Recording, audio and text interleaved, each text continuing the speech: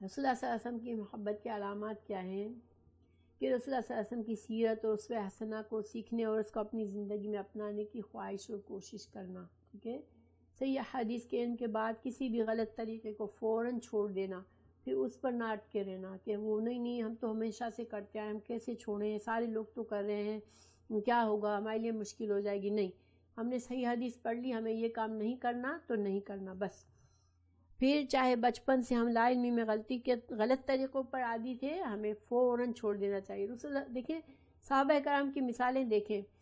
شراب کی فائنل حکم آیا، لوگوں نے اپنے منہ سے پھینک دی، جو آدھا گھونٹ تھا منہ میں وہ پھینک دیا، کسی نے حلق میں انگلی ڈال کے قے کر دی، ساری شراب انڈیل دی.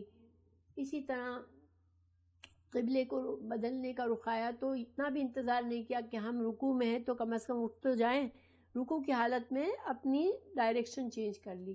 یہ صحابہ کرام تھے، ہمارے لیے مثالیں بھری ہوئی ہیں، مگر ہم اللہ سبحانہ تعالیٰ ہم مسلمانوں کو توفیق دے کہ ہم بہت لائٹ لیتے ہیں اپنے دین کو. پھر رسول اللہ صلی اللہ علیہ وسلم کے دیدار کی خواہش ہو دل میں، آخرت میں بلند درجات حاصل کرنے کی خواہش ہو کہ ہم رسول اللہ صلی اللہ علیہ وسلم کی قربت حاصل کریں گے.